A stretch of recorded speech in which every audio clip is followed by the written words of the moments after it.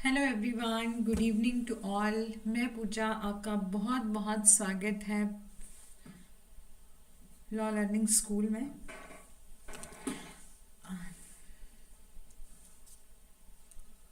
Welcome to all. And इससे पहले मैं आपको बता दूं, ये हमारा जो है वो 7th क्लास है आज टीचिंग एप्टीट्यूड की। इससे पहले हमने 6 क्लासेस जो हैं वो कर ली हैं। ऑडियो वीडियो के बारे में बता दीजिएगा, कहीं आवाज़ नहीं आएगी, ऑडियो वीडियो में कोई डिफिकल्टी होगी तो। Welcome to all. एंड इससे पहले मैं आपको बता दूं, ये हमारा जो है वो 7th क्लास है आज। ऑडियो वीडियो बिल्कुल क्लियर है। ये हमारा यूट्यूब चैनल है और ये हमारी प्लेलिस्ट है। यहाँ मैंने ये पुराना स्क्रीनशॉट रखा है, लेकिन यहाँ डेली की डेली क्लासेस जो है वो अपलोड हो रही हैं। यहाँ लगभग 6 क्लासेस जो है वो अपलोडेड हो गई हैं। इस प्लेलिस्ट को आप जाके देख सकते हैं। यहाँ सभी क्लासेस जो है वो डे 1 से अपलोडेड हो रही हैं। ठीक है, तो शुरू करते हैं। सबसे पहले हम देख लेते हैं कुछ प्रीवियस की हमने क्या देखा था। तो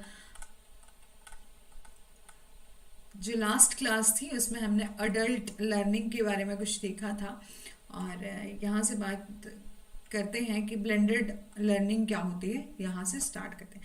रिफ्लेक्टिव टीचिंग के बारे में हमने देखा था कि रिफ्लेक्टिव टीचिंग क्या होती है। एक प्रोसेस होती है जिसमें जो टीचर है वो थिंक करता है, मतलब सोचता है अपनी टीचिंग के प्रैक्टिकल एक्सपीरियंस के बारे में कि वो क्या कुछ सही से कर सकता है, मतलब क्या कुछ उसमें इम्प्रूवमेंट कर सकता है अपनी टीचिंग की जो भी प्रैक्टिस की जाती है, टीचिंग का प्रोसेस है उसको किस तरह से इम्प्रूव कर सकता है, जिसके कारण क्या हो, उसकी टीचिंग में बेटर रिस्पॉन्स जो है उसे मिल सके, उसके जिसके कारण लर्निंग आउटकम जो है वो अच्छा मिल सके। ठीक है, फिर बोला है इसमें टीचर क्या होता है, वो क्लासरूम में अपने आप को मतलब सोचता है, वो अपनी थिंक करता है, अपनी मस्तिष्क बुद्धि से क्या करता है, वो सोचता है कि क्लास में क्या कुछ जो है अच्छा किया जाना चाहिए जिससे मेरे को बेटर लर्निंग आउटकम जो है वो मिल सके। ठीक है, ये self observation and self evaluation वाली स्टेज होती है, मतलब जहां पर टीचर खुद को ऑब्जर्व करता है और इवेल्युएट करता है, और इसका पर्पस क्या है, इम्प्रूव करना क्वालिटी ऑफ द टीचिंग। ठीक है, और इन जनरल रिफ्लेक्शन इन्वॉल्व करता है working toward the better understanding of the problem and way of solving it. फिर हमने देखा था कि इसकी कुछ स्ट्रैटेजीज देखी थी रिफ्लेक्टिव टीचिंग की, और उसके बाद हमने कुछ स्टेप देखे थे, suggestion, problem, hypothesis, reasoning, testing. ये हमने कल डिस्कस कर लिया था। यदि आपने कल की क्लास को नहीं देखा होगा तो देख लीजिएगा। फिर बात करते हैं, हमने ब्लेंडेड लर्निंग का कंसेप्ट भी देखा था कि ये ब्लेंडेड लर्निंग जो है वो सबसे पहले ओरिजिनेट हुई थी यूएसए में।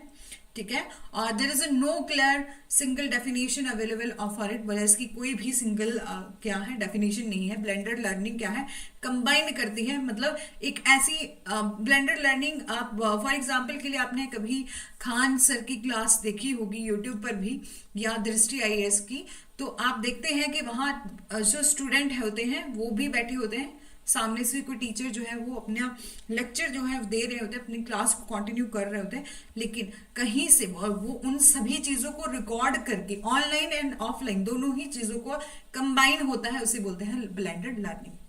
बोला है it also defined as a combination of multiple approaches, जहां पर मल्टीपल अप्रोचेस को का कॉम्बिनेशन किया जाता है उसे बोलते हैं ब्लेंडेड लर्निंग। और इस ब्लेंडेड लर्निंग का गोल क्या होता है, टू प्रोवाइड करना most efficient and effective instruction experience by combining delivery modalities. ठीक है, ये था हमारा, ये कुछ देखी थी हमने स्लाइड्स, इनके बारे में समझा था, इनमें देखा था कि हमने ये क्लासरूम है। ठीक है, ये क्लासरूम का पूरा स्ट्रक्चर है, वहां पर ऑनलाइन का, जहां पर ऑनलाइन और क्लासरूम, ट्रेडिशनल क्लासरूम और ऑनलाइन, ये दोनों ही जब कंबाइन होते हैं तो हम उसे बोलते हैं ब्लेंडेड लर्निंग।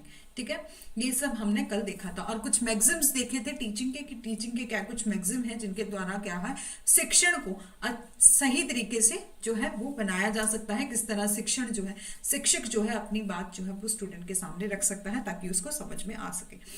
फिर हमने देखा था उसमें कुछ from to simple to complex, मतलब एक टीचर जब भी समझाएंगे पहले सिंपल बताएंगे फिर कॉम्प्लेक्स को बताएंगे, अननोन टू अननोन की तरफ जाएंगे, सीन टू अनसीन, जो क्या कुछ बच्चों ने नहीं देखा है उसकी उसको पहले समझाएंगे, उसके बाद अनसीन की तरफ देखें।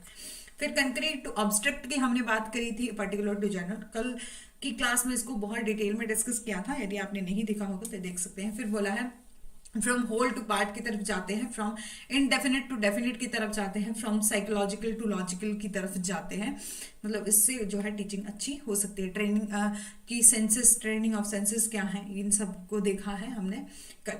और आज हमारी 7th क्लास है, इसमें हम देखते हैं कि फैक्टर क्या है, क्या कुछ फैक्टर हैं जो अफेक्ट करते हैं हमारी टीचिंग रिलेटेड टू, हम टीचर को देखेंगे, टीचर क्या होता है और टीचर के क्या मतलब क्या कुछ फैक्टर हैं कि शिक्षण को प्रभावित करने वाले क्या कुछ कारक हैं, ये हम आज की क्लास में देखेंगे। ठीक है, बोला है पहले हम टीचर देखेंगे, फिर लर्नर देखेंगे, फिर सपोर्ट मटेरियल ऑफ इंस्ट्रक्शन देखेंगे, फैसिलिटी देखेंगे और लर्निंग एनवायरनमेंट एंड इंस्टीट्यूशन को हम देखेंगे। ठीक है, बात करते हैं टीचर की, तो teacher should have the following quality, मतलब टीचर की कुछ क्वालिटीज होनी चाहिए।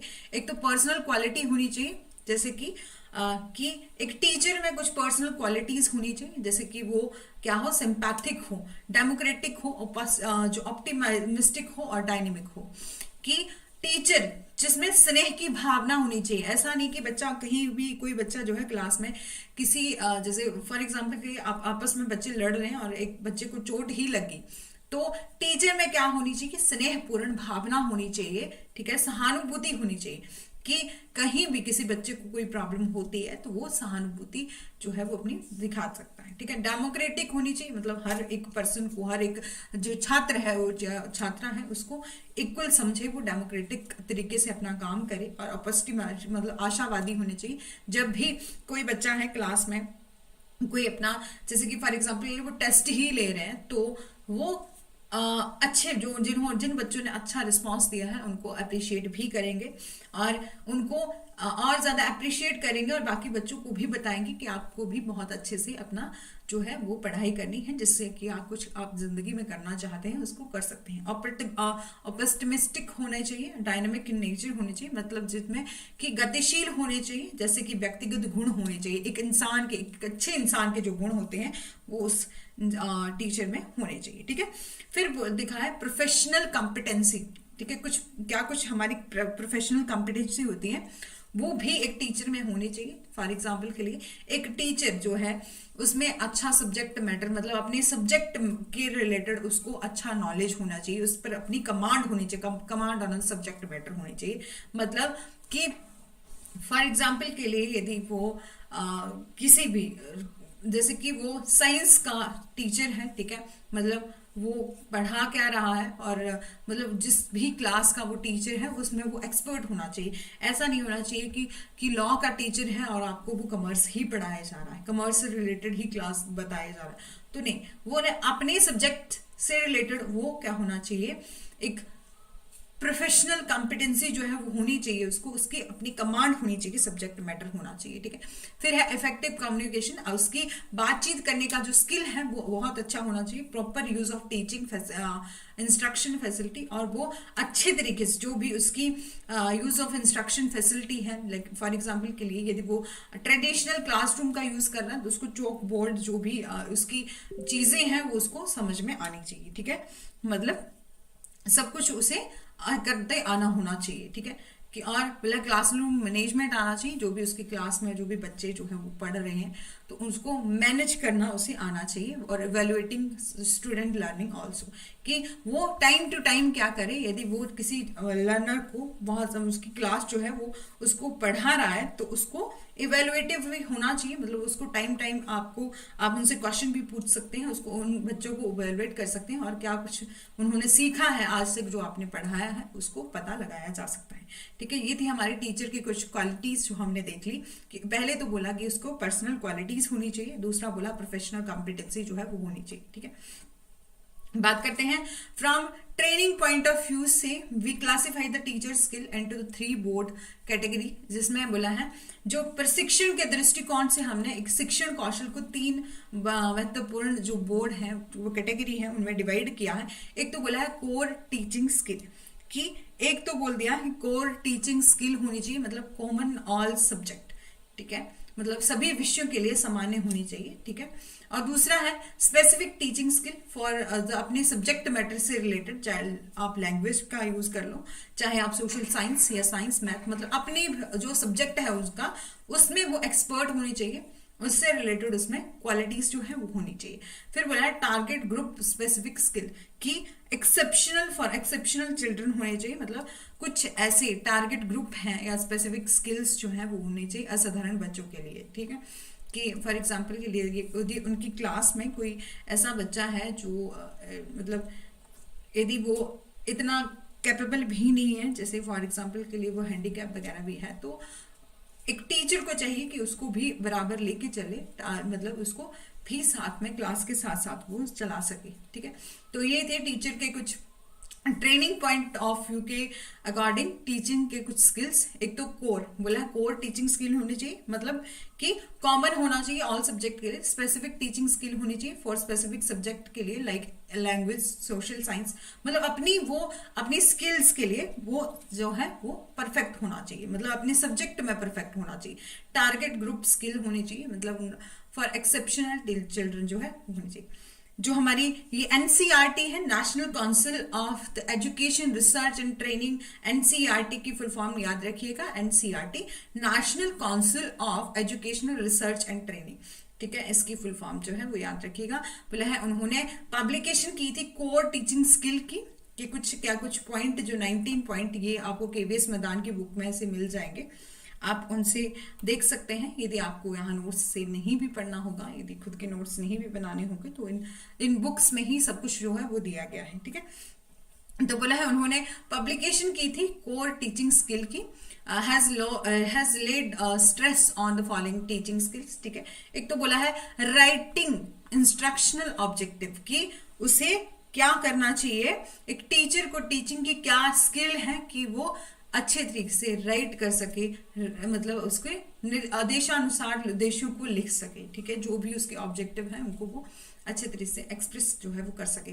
ऑर्गेनाइजिंग द कंटेंट, जो भी उसने पढ़ाना है उसको, यदि वो किसी भी सब्जेक्ट को पढ़ा रहा है तो उसे सब कुछ ऑर्गेनाइज करना आना होना चाहिए, कि उसने पहले कौन सा लेसन पढ़ाना है, उसके बाद कौन सा लेसन पढ़ाना है, और क्या कुछ टॉपिक उस लेसन में उसे ऐड करने, मतलब ऑर्गेनाइज होना चाहिए कंटेंट जो भी उस बच्चों को पढ़ाएगा।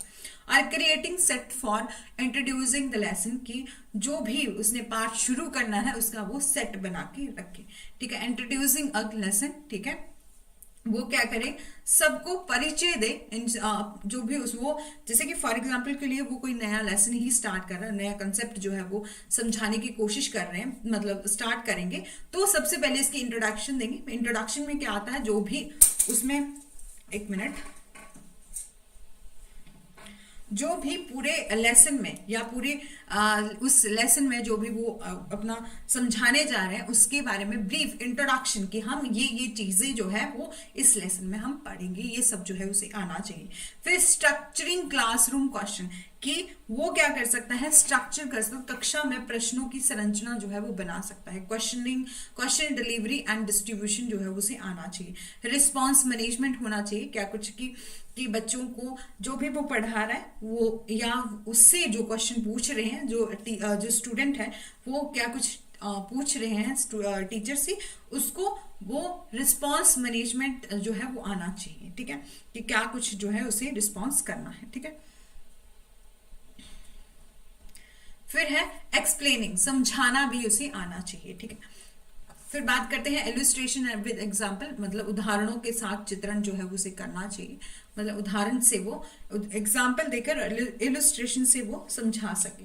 और यूजिंग टीचिंग इंस्ट्रक्शनल फैसिलिटी, वो क्या कर सकता है, यूज कर सकता है जो भी टीचिंग इंस्ट्रक्शनल फैसिलिटी है, फॉर एग्जाम्पल चौक बोर्ड, यदि वो डिजिटल भी पढ़ा रहा है तो उसको पूरी पीपीटी तैयार करने आनी चाहिए, सब कुछ जो है वो इंस्ट्रक्शनल की जो भी फैसिलिटी है जो उसे आनी चाहिए।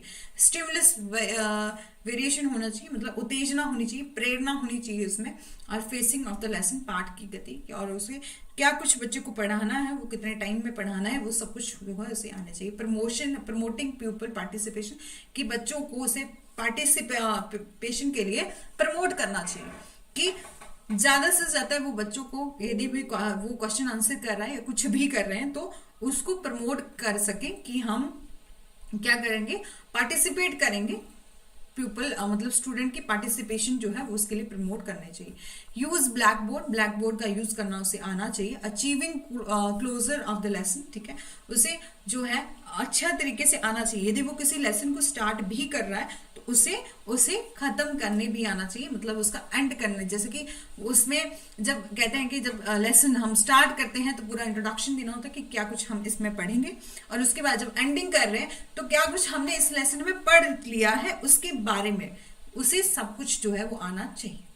ठीक है, फिर है हमारा गिविंग असाइनमेंट, उसे असाइनमेंट देना आना चाहिए। फिर एवेलुएटिंग द पीपल प्रोग्रेस, कि छात्र की गति क्या है, क्या कुछ है वो उसे पता होनी चाहिए। ठीक है, एक मिनट ऑडियो चेक कर लेती हूँ।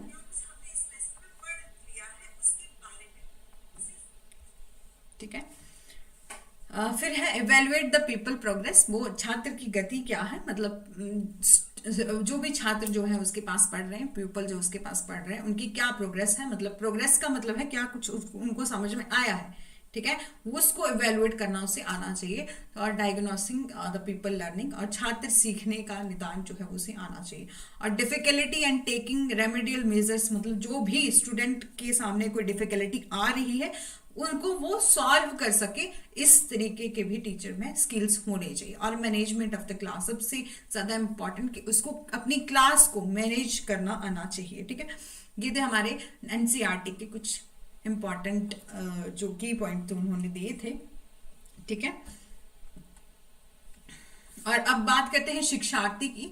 तो एक इफेक्टिव लर्निंग में एक लर्नर, पहले तो हमने देख लिया कि टीचिंग, टीचर का क्या कुछ महत्व है, टीचिंग की में क्या क्या स्किल होनी चाहिए, एक टीचर एक शिक्षक में किस तरह की स्किल्स जो है वो होनी चाहिए, ये हमने समझ लिया। और लर्नर जो है उसके बारे में समझते हैं, एक शिक्षार्थी जो सीखने वाला है उसके बारे में समझते हैं।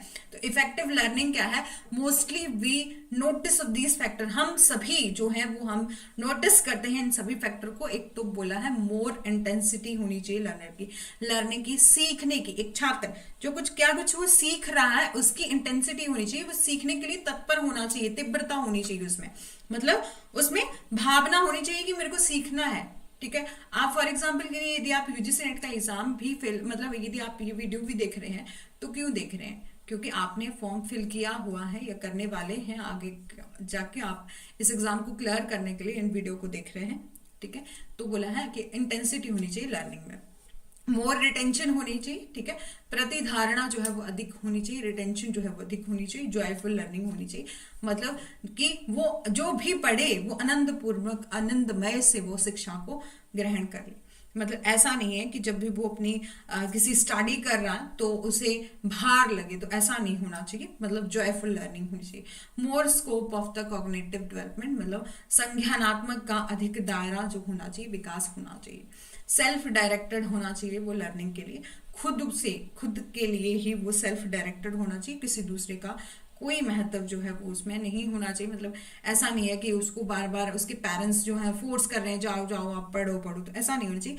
वो लर्नर जो है वो खुद से सब निर्देशित होना चाहिए, खुद से वो पढ़ने की भावना जो है वो रखता होना चाहिए। सेल्फ मोटिवेटेड होना चाहिए फॉर फर्दर लर्निंग, आगे पढ़ने के लिए वो उसे बाहर से किसी किस्म का कोई दबाव नहीं होना चाहिए, कोई उसे बार बार उसे मोटिवेट ना करे, खुद से वो उसके मन में जो उसके दिल में जो उसके दिमाग में जो चाहत होनी चाहिए कि मेरे को पढ़ना है। ठीक है, और फिर बोला है keeping the above the in the consideration the following factor become automatically important. बोला है उपरोक्त को ध्यान रखते हुए कुछ अलग से कारण हैं जिनके कारण सबचलित रूप में महत्वपूर्ण हो जाते हैं।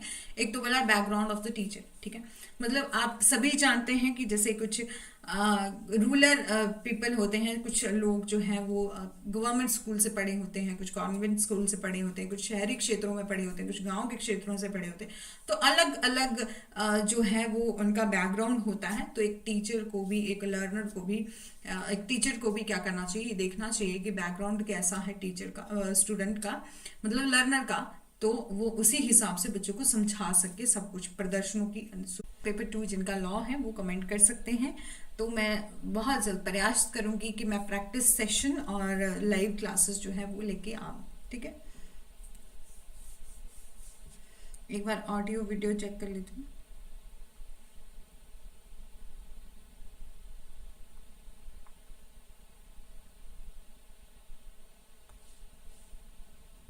थोड़ा सा नेटवर्क इशू आ गया है।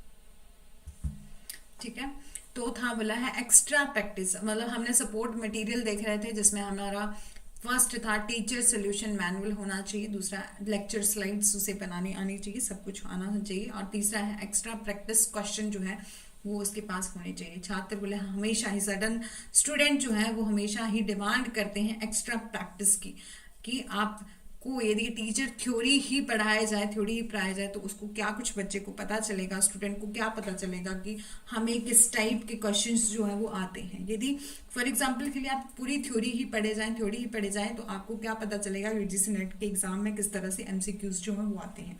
इसलिए बोला है the text are the bundle with the extra exercise question case study and other such material जो यूज होते हैं teacher to frame homework quizzes, इन सभी की ज़रूरत जो है वो ये सभी जो है वो सपोर्ट मटेरियल में आते हैं। ठीक है, एक मिनट, थोड़ा सा नेटवर्क इशू आ रहा है। ये थे हमारे क्या कुछ सपोर्ट मटेरियल। ठीक है, पहले है इंस्ट्रक्शनल फैसिलिटी, कि बोला है बेटर आउटकम के लिए टीचर को क्या करनी चाहिए, यूज करना चाहिए appropriate method of the teaching considering chronological age and mental development of the children, कि जो टीचर है उसे अपने बेटर आउटकम के लिए क्या करना चाहिए, अप्रोप्रिएट मेथड यूज करना चाहिए, जिस कारण वो अच्छे तरीके से बोला है बच्चे की जो चिल्ड्रन है उसकी एज और मेंटल डेवलपमेंट के अकॉर्डिंग जो है उसको एक अच्छा टीचिंग और लर्निंग जो है आउटकम जो है दिया जा सके। ठीक है, डिस्ट्रीब्यूशन ऑफ प्रैक्टिस की हम बात करते हैं तो ये is also called the method of mass versus space practice कहते हैं, और लर्निंग जो है वो डिपेंड करती है upon the rate at which the individual practice. ठीक है, एंड विद द टेक्स्ट और short period of the practice जो interest continuous and mass practice. ठीक है, बात करते हैं होल एंड पार्ट लर्निंग की, तो one of the most important क्या चीज है कि वेदर आपका मटेरियल जो है should be learn as a whole और इन वन। ठीक है, and may over the whole learning material, जैसे कि सेवरल टाइम और take one part at the time and learn in the piecemeal method. ठीक है, ये बहुत ही महत्वपूर्ण प्रश्न है कि सामग्री को सामग्री के रूप में सीखा जाना चाहिए, कि एक इम्पॉर्टेंट क्वेश्चन है कि मटेरियल को बोला है एक लर्निंग की तरह से बोला है यूज किया जाना चाहिए। क्या तो आप पूरी शिक्षण सामग्री को एक ही बार, मतलब आप फॉर एग्जांपल के लिए हम ये करें कि हमें ये सब जो है खुद से डिसाइड करना चाहिए कि हम फॉर एग्जांपल के लिए हम पूरी की पूरी टीचिंग एप्टीट्यूड की यूनिट जो है वो एक ही लेक्चर में आप जो है वो कंप्लीट कर ले, या तो हम क्या कुछ कर सकते हैं कि जो हमारी टीचिंग एप्टीट्यूड की हम अलग अलग उसे तोड़ तोड़ कर पढ़ रहे हैं, जैसे कि हम पढ़ रहे हैं कि हमारी 6th 7th जो है वो क्लास रहेगी आज। ठीक है,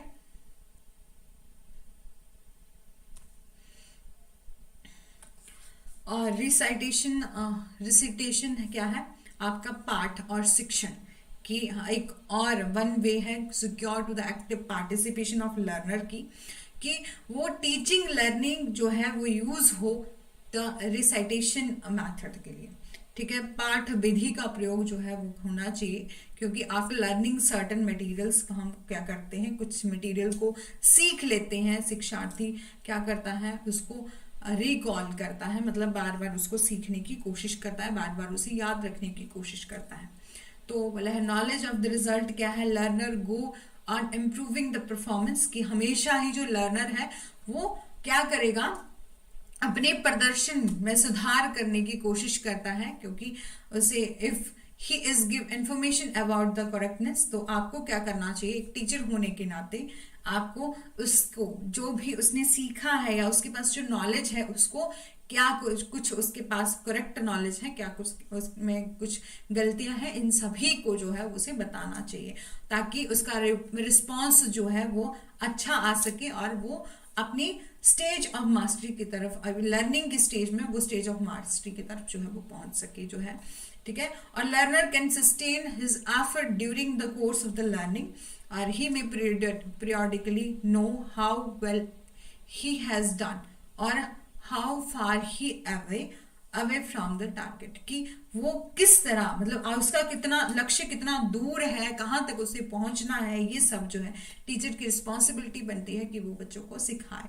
और नॉलेज ऑफ रिजल्ट एड और learning by being an incentive जो है, जैसे कि परिणाम का ज्ञान एक प्रोत्साहन होने के द्वारा ही सीखने में सहायता करता है, उनकी उपलब्धि क्या जो को बनाए रखता है। फॉर एग्जाम्पल के लिए आप टेस्ट ही ले रहे हो कि आप हमेशा जो है जब आप एक लेसन कंप्लीट करते हो तो उसके बाद एक टेस्ट लेते हो, जिससे क्या हो सके, एक जो स्टूडेंट है उसमें एक अच्छी भावना आ सके कि मैं चाहूँ कि कितना मैं सीख चुका हूँ कितना। तो आप क्या करते हो, एक टेस्ट लेते हो, उसमें आप मार्क्स दे सकते हैं, जिस बच्चे ने अच्छा परफॉर्मेंस किया है उसको आप बता सकते हैं कि क्या कुछ आप में खूबियां हैं, जितना ही आपने इतने मार्क्स जो है वो लिए हैं। ठीक है।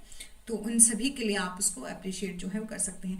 लर्निंग बाय डूइंग का कंसेप्ट होना चाहिए कि एक जो पार्टिसिपेशन ऑफ लर्नर है वो एक सेंट्रल सिग्निफिकेंस होता है, मतलब एक बच्चे को हमेशा ही प्रमोट करिए कि वो लर्निंग बाय डूइंग, एक हरिस्टिक मैथड भी बोला जाता है इसको, कि उससे वो सीखे। और सुटेबिलिटी ऑफ मैथड, की मैथड ऑफ द टीचिंग जो है वो अडॉप्ट करता है विद द टीचर, और एनवायरमेंटल फैक्टर जो इफेक्ट करते हैं लर्नर को, लर्निंग को, are many are varied like a discussion method, demonstration method or lecture method और project method, heuristic method, मतलब जिससे क्या हो, सुटेबिलिटी हो, सुटेबिलिटी ऑफ मैथड जो है वो होना चाहिए विधि में, जो जिस तरीके से भी वो पढ़ा रहे हैं उसमें सुटेबिलिटी होनी चाहिए। स्टोरी टेलिंग हो गया और फील्ड वर्क हो गया, जिसके द्वारा बच्चा जो है अच्छे तरीके से सीख सके। Teacher and environment relate factor बोला है, टीचर ये सब these factor also play a very important role. Environment है, क्लासरूम है, फिजिकल एनवायरमेंट, ये बहुत ही इंपॉर्टेंट रोल प्ले करता है ताकि आपकी टीचिंग और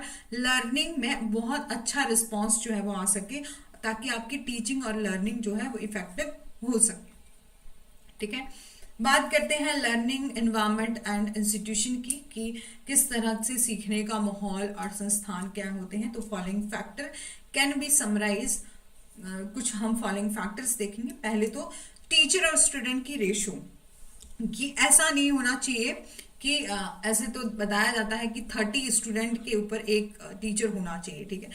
बट जो है जैसे गवर्नमेंट स्कूल्स या प्राइवेट्स में भी इससे ज्यादा भी हो सकते हैं, तो एक रेशियो डिसाइड होनी चाहिए, मतलब कि ऐसा नहीं कि 100-200 बच्चा जो है वो क्लास में बैठा हुआ और एक ही टीचर जो है वो उसे पढ़ाए जा रहे हैं, ताकि फिर क्या होता है कि इस तरह से यदि उसकी रेशियो डिसाइड नहीं है तो बहुत ज्यादा बच्चे हैं, यदि बच्चे को कहीं डाउट भी होगा तो वो पूछ ही नहीं पाएगा, क्योंकि टीचर किस किस के कितने कितने बच्चों का उसको रिस्पांस देगा, उसकी एक 1 आवर की जो क्लास होगी तो उसमें वो कितने का रिस्पांस देगा। तो बोला है टीचर स्टूडेंट की रेशो होनी चाहिए। फिर बोला क्वालिटी ऑफ टीचर होनी चाहिए और उसकी कमिटमेंट होना चाहिए, मतलब जो टीचर ने बोल दिया है उसकी उसे वो पूरा कर सके। और टीचर में कुछ क्वालिटी होनी चाहिए, उसकी कम्युनिकेशन होनी चाहिए, अच्छी कम्युनिकेशन होना चाहिए, अपने सब्जेक्ट मैटर में वो बढ़िया होना चाहिए, ये सब क्वालिटीज जो है वो उसमें होनी चाहिए। इंफ्रास्ट्रक्चर मतलब कि बुनियादी ढांचा जो है वो होना चाहिए, जो भी उसका टीचिंग का स्टाइल है वो अच्छा होना चाहिए।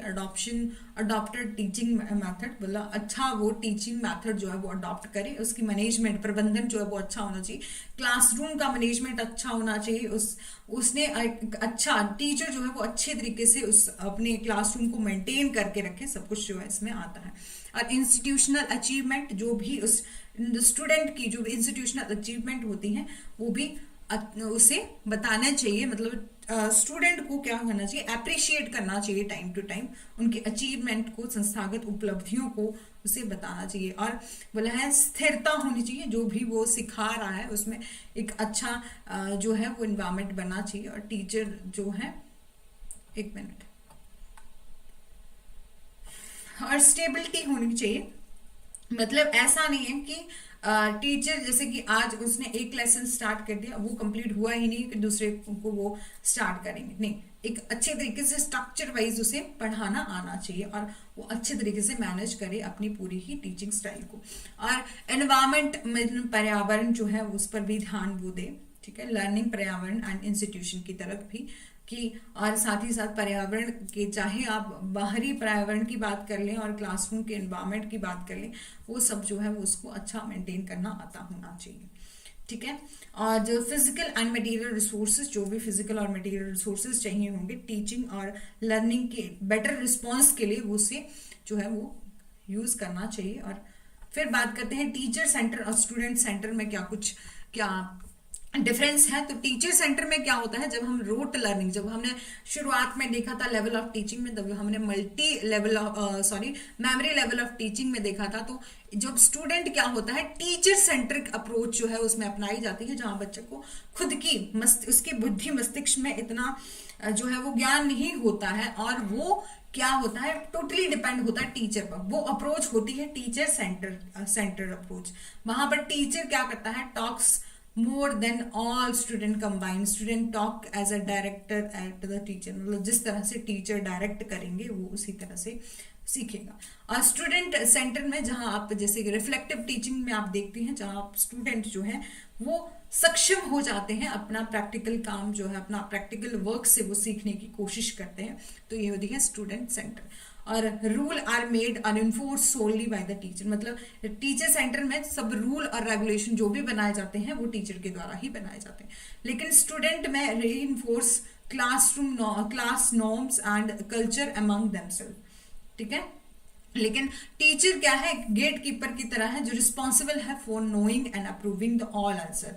जो भी टीचर सिखाएंगे वही तो बच्चे सीखेंगे। फिर बोला है कि टीचर जो है वो डिसाइड करता है स्टूडेंट लर्न एंड व्हेन, कब वो सीखेगा, कब वो क्या चीज करेगा, ये सब जो है वो टीचर ही डिसाइड करता है। All student learn the same content. लेकिन जब हम स्टूडेंट सेंटर अप्रोच में जाते हैं तो बच्चा जो है वो खुद से करने की कोशिश करता है, जहां प्रैक्टिकल वर्क जो है वो सीखता है। Student talk about the more than the teacher, student talk with the each other, जहां पर स्टूडेंट क्या करते हैं, रीइंफोर्स करते हैं अपनी क्लासरूम को विद अपनी कल्चर एंड खुद से अपनी क्लास को वो क्या करते हैं, रीइंफोर्स करते हैं, ठीक है। जहां पर टीचर प्रोवाइड देता है कुछ क्वेश्चन और गाइड करते हैं स्टूडेंट को, लेकिन बाकी का काम स्टूडेंट जो है वो खुद कर लेते हैं, ठीक है। और the student have voice and choice, और स्टूडेंट का अपना वॉइस होता है, अपना चॉइस होता है, अपना कंटेंट होता है, फेज होता है, और डिफ्रेंशिएट होते हैं to meet the student need to interest, ठीक है। ये था हमारा इंस्ट्रक्टर और सेंटर और लर्नर सेंटर में क्या है।